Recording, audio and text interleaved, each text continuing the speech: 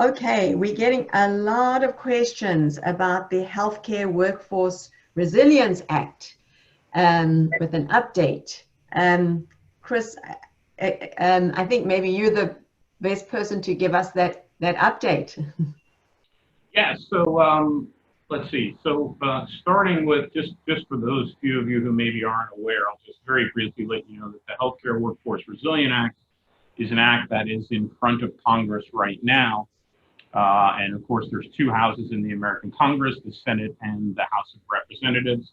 An identical bill has been issued or offered on both sides of that, both the House and the Senate.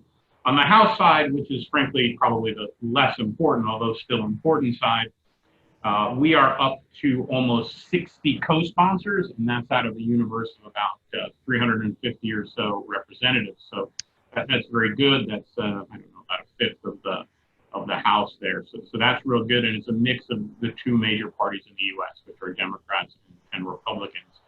And that number keeps ticking up, every week. Just here in the first 2 weeks of July, we've added about 10 names to it, which is great news.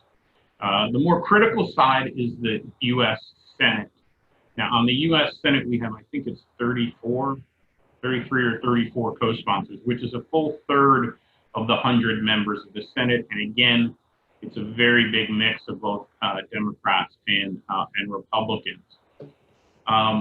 So all that's good news. And what the bill seeks to do, for those of you who don't know what it seeks to do, is it would take all doctors and nurses who have pending green cards, and it would eliminate retrogression for them. So they would immediately be current. So the visa bulletin would be released. There would be another line down at the bottom for doctors and nurses, and it would say current for all of those folks.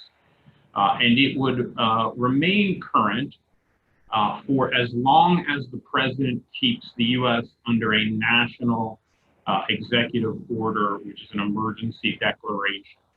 And there's been some news on this in the last week or two. Vice President Pence has said that he expects this emergency order or national declaration to continue for the foreseeable future. As many of you may be aware, if you're checking the news in the U.S., we're starting to see sort of a second wave of the coronavirus COVID-19 cases. So I don't think that the emergency order, emergency declaration is going to be withdrawn anytime soon. So as long as that emergency declaration is active, any nurse who's filed today, tomorrow, next week, any doctor who's filed today, tomorrow, next week, they would also get a retrogression-free visa. Once the emergency declaration is rescinded, and no one really knows when that will be, other than, again, Vice President Pence is saying that it's not, it doesn't seem to be happening anytime soon. Once the emergency declaration is rescinded, then 90 days later, the HWRA would end. And so, we think that at this point, I suspect that 90-day period will probably last at least until the end of the year, and maybe even into 2021. Now, the only other sort of issues there in terms of the process of the bill are two. One, any nurse or doctor, any nurse has to have their employer attest that no U.S. workers are going to be laid off or furloughed, which we don't really think is an issue, but we think it's an important situation. We don't want, as a policy here in the U.S., we don't want U.S. workers being moved away and then foreign workers coming to take them. In nursing, candidly, it's not a problem. There's such a nursing shortage in the U.S. So that's one thing, but it is something that needs to be done. And then the second is that the bill will stop at 25,000 nurses, and the bill will stop at 15,000 doctors. And so if, God forbid, the emergency declaration has to stick around for a year or two, at some point, the 25,000th nurse will get her visa through this program. Additionally, all immediate family members, that means those who are under 21, they also get their visa. Beyond the 25,000 quota doesn't matter. So if it's a nurse and a spouse, even though that's two visas, it only counts as one for the purposes of this 25,000. And then lastly, and what I'm sure everybody's curious is sort of, will this bill pass? And, I think it's still, it's going to be very close here. In the next 2 or 3 weeks, I think we will know up or down if the bill is going to pass.